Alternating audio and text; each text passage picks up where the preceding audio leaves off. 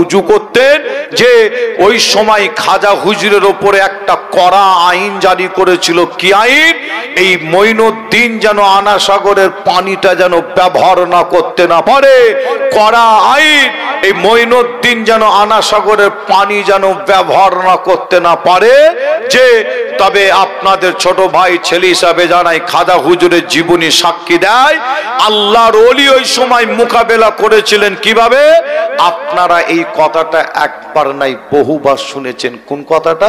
খাজা হুজুর মোকাবেলা করার জন্য হাতে একটা বদনা একটা লুটা হাতে করে নিয়ে যে আনা সাগরের পানিতে ডুবিয়ে দিয়ে বলেছিল, এ আনা সাগরের পানি আল্লাহর হুকুমে তোরা সব আমার লুটার মধ্যে চলে আয়। খাজা হুজুরের কথা আল্লাহর দরবারে কবুল হয়ে গিয়ে ওই টোটাল আনা সাগরের পানিটা খাজা হুজুরের লুটার মধ্যে চলে এসেছিল। জোরে বলুন, জোরে হবে না? একবার নাই 1000 বার শুনেছেন এই কথাটা। লুটা ডুবিয়েছিল, সব পানি খাজা হুজুরের লুটায়। 1000 বার, তার থেকে কোনো বেশি শুনেছেন।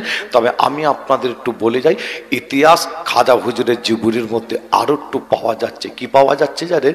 ইতিহাস সাক্ষী দেয়, খাজা হুজুরের জীবনী সাক্ষী দেয়, খাজা হুজুর লুটা তো আনা সাগরে ডুবিয়েছিল, আনা সাগরের পানি খাজা হুজুরের লুটায় এসেছিল, ঠিক কথা। কিন্তু সেই সময় সেই টাইমে রাজস্থান তো ছোট্ট একটা জায়গা যে না, ছোট্ট একটা এরিয়া যে না, সেই সময় সেই টাইমে রাজস্থান এরিয়ার মধ্যে যেখানে যেখানে পানি দেখতে পাওয়া যেত আর কোনো জায়গায় পানি দেখতে পাওয়া যায় না, সব খাজা হুজুরের লুটার মধ্যে এসে হাজির হয়ে যায়। যে রাজস্থানের মানুষ, আজমির শরীফের মানুষ পেরেশান, পানি পাওয়া যায় রে। খাজা হুজুরের জীবনী সাক্ষী দেয় অনেক বড় ঘটনা। তবে আপনাদের ছোট ভাই ছেলে হিসাবে জানাই, সেই সময় সেই টাইমে খাজা হুজুরের হাতে হাত দিয়ে একটা নাই দুটো নাই 90 লক্ষ কাফের দাদা আপনার খাজা হুজুরের হাতে হাত দিয়ে ইমানের কলমা পড়ে মুসলমান হয়ে গেছিল। জোরে বলো, আর একটু জোরে হবে না? আপনাদের ছোট ভাই ছেলে হিসাবে আপনাদের জানাই, খাজা হুজুর একা মোকাবিলা করেছিল। 2024 আমার আল্লাহ করে অনেক মুসলমান যে ইনশাল্লাহ আমরা যদি মোকাবেলা যদি করতে যদি পারি, অর্থাৎ মোকাবেলা করতে গেলে করতে হয় আল্লাহকে রাজি, আল্লাহকে খুশি করতে হয়। খাজা হুজুর মোকাবেলা করেছিল, আল্লাহকে রাজি, আল্লাহকে খুশি করেছিল, আল্লাহর মাদাত খাজা হুজুরের ওপরে হয়েছিল। জোরে বলুন, আর একটু জোরে হবে না? মুসলমানের ঘরে ছেলে মেয়েরা, বাড়া তরুণেরা, আয়ামা নওজওয়ান যুবকেরা, পর্দার অন্তরালে মা বোনেরা, এ আমার নবী প্রেমিকেরা, তাই আপনাদের জানিয়ে দেয় আল্লাহর ওলির স্মরণে শানে স্বভাব, আল্লাহর ওলিদের নামে দোয়ার মদলি। তাই আমি আসিম বিল্লাহ আপনাদের কাছে ওলিদের দুটো কথা বলে যাচ্ছি, আল্লাহর ওলিদের দুটো কথা জানিয়ে যাচ্ছি। এ যুবকেরা, ফুরফুরার পীর মুজাদ্দিদুজ্জামান দাদা হুজুর আল্লামা রুহুল আমিন সাহেব হুজুর তিনাদের স্মরণী শানে স্বভাব। তাই আপনাদের জানিয়ে দেয় মুজাদ্দিদুজ্জামান দাদা হুজুর তিনিও কিন্তু মোকাবেলা করেছিল। এ যুবকেরা, নিশ্চয়ই আপনারা শুনেছেন, তারপরও আপনাদের একবার জানিয়ে দিয়ে যায় আপনাদের খুবই কাছাকাছি একটা জায়গার নাম আছে, যে জায়গাটা হলো গোবরডাঙ্গা বলা হয়। এ নবী প্রেমিকেরা, মুজাদ্দিদুজ্জামান দাদা হুজুর পীর কেবলা রাহমাতুল্লাহ আলাইহির সিনার দিকে গোবরডাঙ্গার জমিদার ব্যক্তি একটা নাই দুটো নাই তিনটে গুলি চালিয়েছিল। দাদা পীরের সিনার দিকে বন্দুকের নলটা করে দিয়ে তিনটে গুলি করেছিল, একটাও গুলি বন্দুকের নল থেকে বার হয় না। ফুরফুরা পীর আবু বাক্কার দাদা হুজুরের সিনাই গিয়ে লাগে না। আরো জোরে বলুন সুবহানাল্লাহ।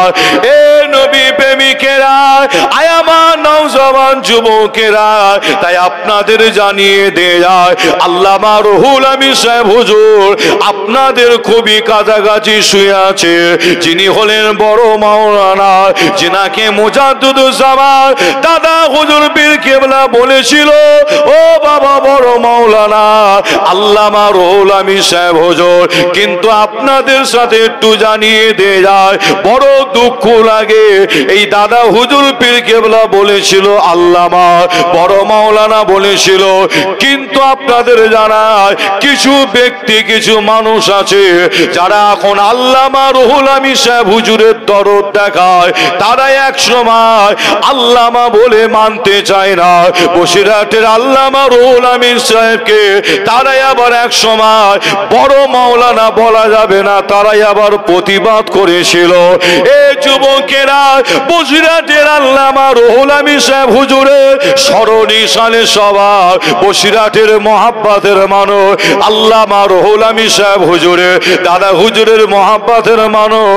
তাই আপনাদের জানিয়ে দিয়ে যায়, আল্লামা রুহুল আমিন সাহেব হুজুরকে আজ যারা ঢাল করছে, আল্লামা রুহুল আমিন সাহেব হুজুরকে সামনে যারা রেখেছে, তারা এক সময় বলেছিল বসিরহাটের আল্লামা তিনি অমুক জায়গায় জমি বন্ধক দিয়ে তিনি সংসার চালিয়েছিল, তিনাকে এমন কেলেম দেওয়া হয়েছিল সমাজে। এ যুবকেরা, তবে আপনাদের জানায় আল্লামা রুহুল আমিন সাহেব হুজুর তিনি এমন একজন ব্যক্তি, এমন একজন মানুষ ছিল যিনাকে বলা হতো এলেমের দরিয়া, এলেমের সাগর বলা হতো। যখন আল্লামা রুহুল আমিন সাহেব হুজুরকে ফুরফুরা পীর আবু বাক্কা দাদা হুজুর দেখতে, এই দেখার সাথে সাথে ফুরফুরা পীর আবু বাক্কা উঠে দাঁড়িয়ে সম্মান করিতে।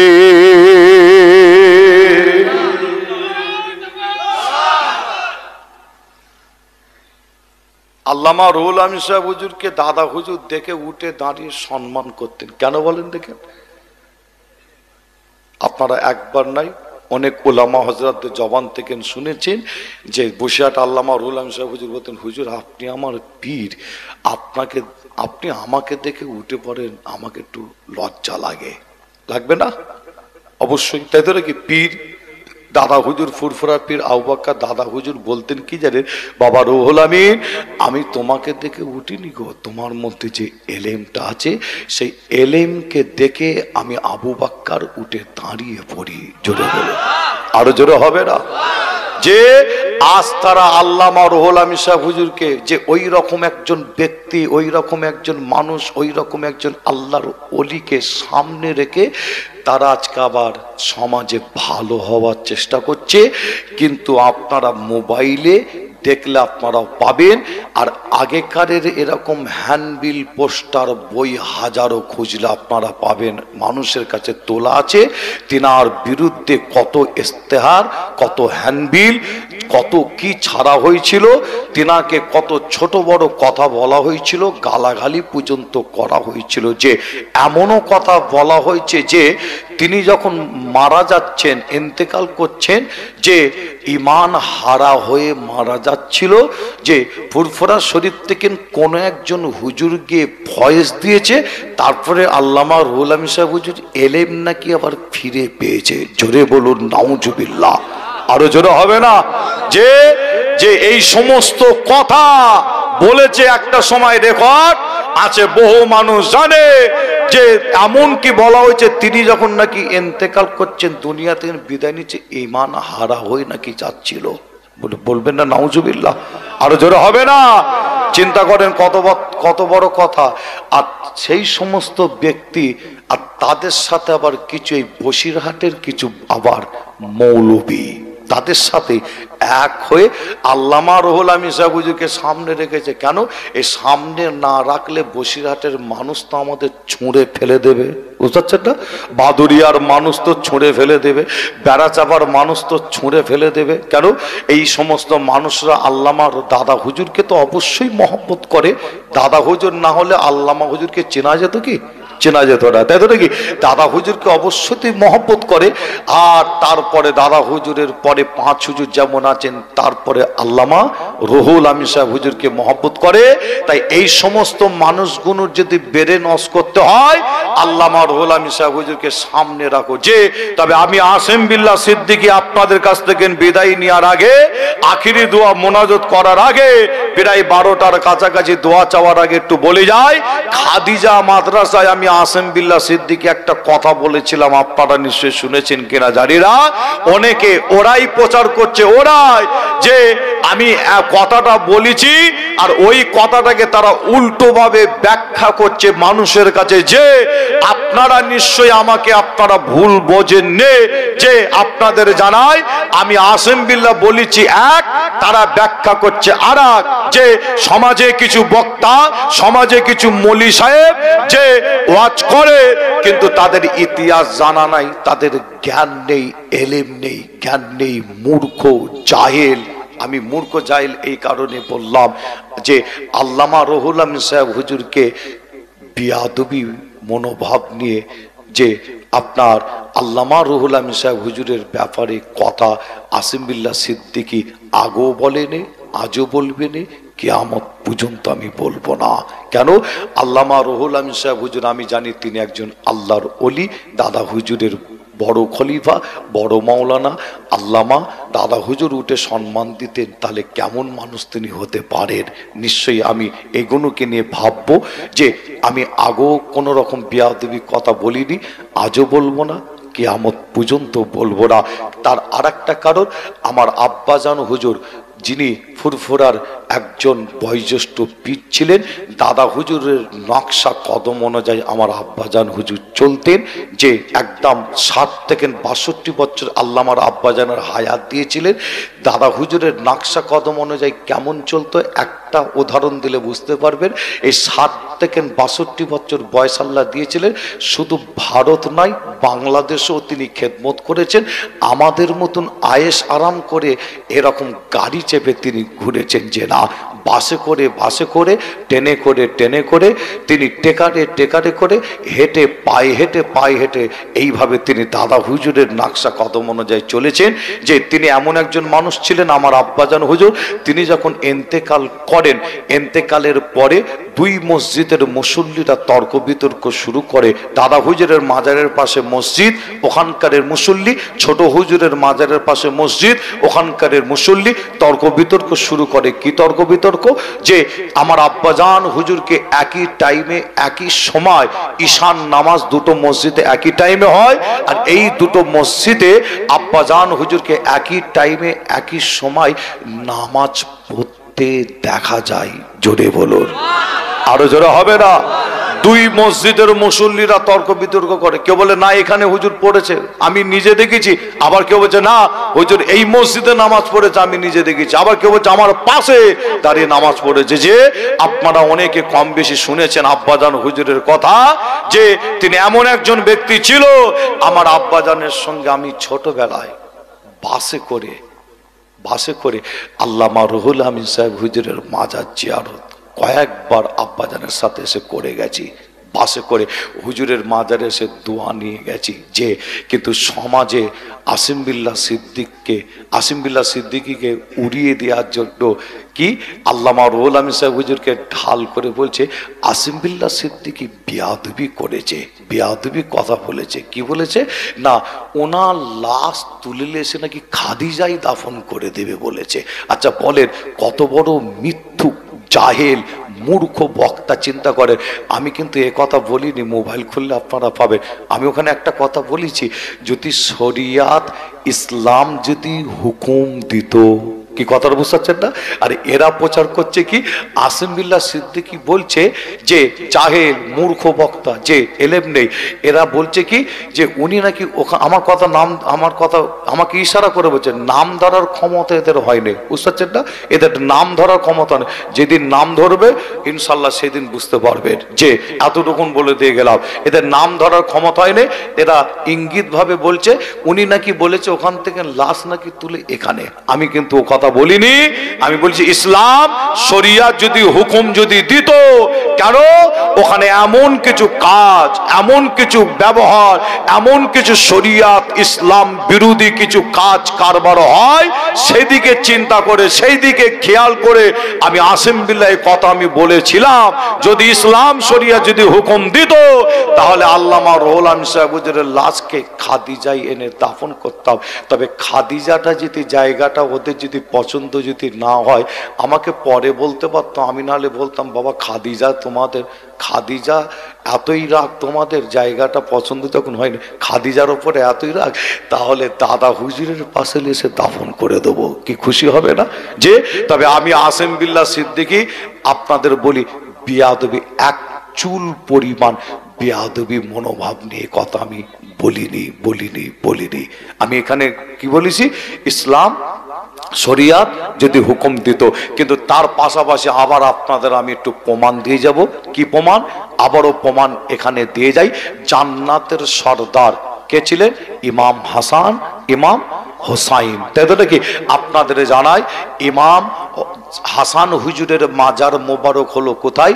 মদিনার কর্মস্থান জান্নাতুল মুআল্লা, জান্নাতুল বাকি কর্মস্থান।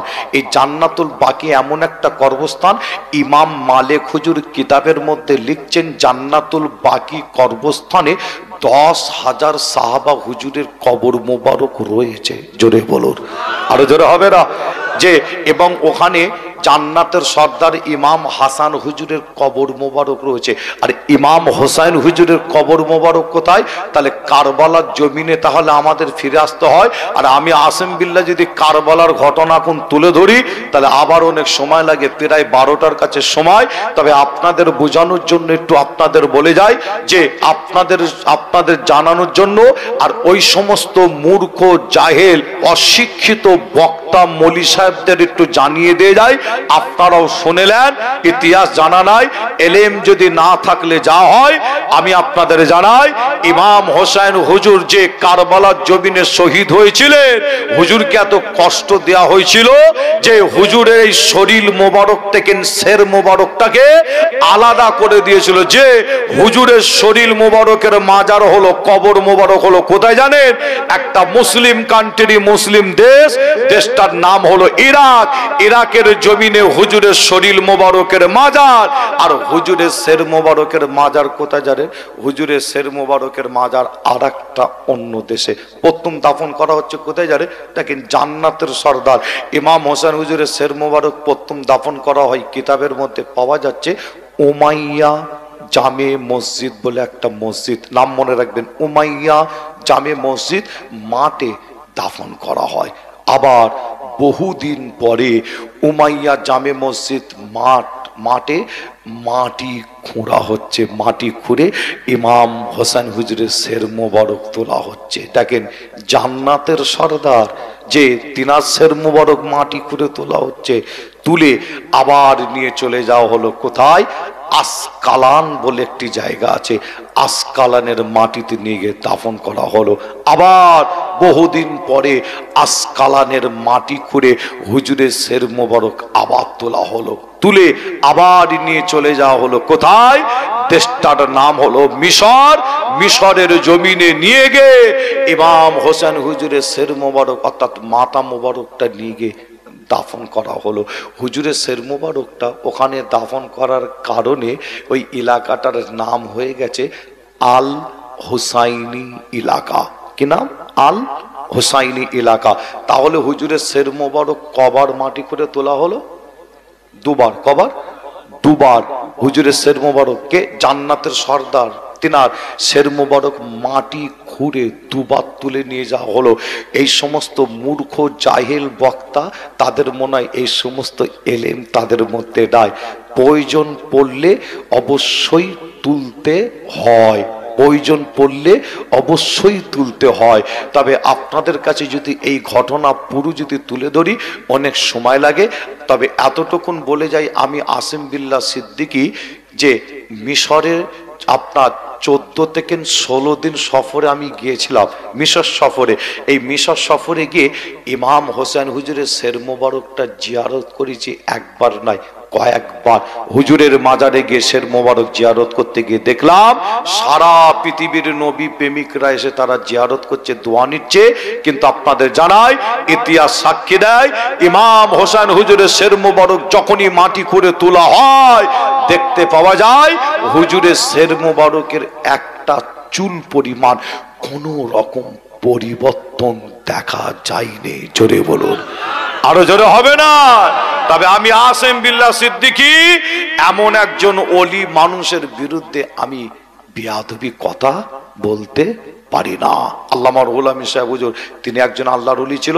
আমারও মনের বিশ্বাস যে, আবারও বলছি, যদি পরিস্থিতি হয় সেটা আলাদা ব্যাপার। ইসলাম শরিয়াত যদি হুকুম দিত যে খুঁড়ে খুঁড়ে দেখো বা তুলে আরেক জায়গায় নিয়ে যাও, যে আগে বলি যে পরিস্থিতির ব্যাপারটা আলাদা, মাসলা পরিস্থিতি দুটো আলাদা। যে আপনার আল্লামা রুহুল আমিন সাহেব হুজুরের যদি কোদাল নিয়ে গিয়ে হুজুরের কবর মোবারকটা যদি খোঁড়া হয়, খুঁড়লে দেখতে পাওয়া যাবে, আমার মনের বিশ্বাস আমার আল্লাহ হুজুরের লাশকে আজও পর্যন্ত কবরে টাটকা রেখে দিয়েছে। জোরে বলুন, আরো জোরে হবে না? মুসলমানের ঘরে ছেলে মেয়েরা, আব্বারা, তরুণেরা, আয়ামা নওজওয়ান যুবকেরা, পর্দার অন্তরালে মা বোনেরা, এ আমার নবী প্রেমিকেরা, তাই আপনাদের কষ্ট দেব না। আখিরি দোয়া মোনাজাত করব। এই আখিরি দোয়া মোনাজাত করার আগে জানিয়ে দেয় যায়, এ যুবকেরা, একজন নবীর নাম মনে পড়ে যায়, আল্লাহর ওলির দুয়ার মধ্যে আপনারা আল্লামা রুহুল আমিন সাহেব হুজুর এবং মুজাদ্দিদুজ্জামানের স্মরণী সালে সওয়াব করেছে। আল্লাহর ওলিদের দুটো কথা আপনাদের কাছে তুলে ধরেছি, কিন্তু আপনাদের জানিয়ে দেয়া যায়, একজন নবীর কথা মনে পড়ে যায়। নবীটার নাম হযরতে নবী ইউসুফ আলাইহিস সালাম, নাম আপনারা শুনেছেন। এ যুবকেরা, ইতিহাস সাক্ষী দেয়, কিতাবের মধ্যে পাওয়া যায়, ইউসুফ নবীকে শতাত ভাইয়েরা তারা জানে মারার জন্য ইউসুফ নবীর শরীরের পোশাকের কাপড় খুলে নিয়ে ইউসুফ নবীকে ধাক্কা দিয়ে, পিছন দিক থেকে ধাক্কা দিয়ে কুয়াতে ফেলে দিয়েছিল ইউসুফ নবীকে জানে মারার জন্য। এ নবী প্রেমিকেরা, ইউসুফ নবীকে জানে মারার জন্য শতাত ভাইয়েরা কুয়ায় ফেলে দিয়েছিল। এই ঘটনা আপনারা একবার নয় বহুবার আপনারা শুনেছে। তবে আপনাদের জানিয়ে দেয় যায়, আমার আল্লাহ পাক ইউসুফ নবীকে আবার ওই কুয়া থেকে তুলে দাঁড় করিয়েছিল। শুধু তুলে দাঁড় করিয়েছিল যে না, আমার আল্লাহ পাক ইউসুফ নবীকে কুয়া থেকে তুলে মিশরের বাদশাহ আল্লাহ করে দিয়েছিলেন। আরো জোরে বলুন সুবহানাল্লাহ। এ নবী প্রেমিকেরা, আমি আপনাদের এটাই বলতে চাই, ইউসুফ নবীর কথা বললে সারা রাত কেটে যাবে, শেষ হবে না। তবে আপনাদের জানিয়ে দেয়া, হযরতে নবী ইউসুফ আলাইহিস সালাম ইন্তেকাল করেছিল। হুজুর যখন ইন্তেকাল করে মিশরের জমিনে ইন্তেকাল করে, এই মিশরের জমিনে ইন্তেকালের পরে দেখতে পাওয়া যায় মিশরের মানুষদের মধ্যে একটা দ্বন্দ্ব, একটা ঝামেলা শুরু হয়ে গেল।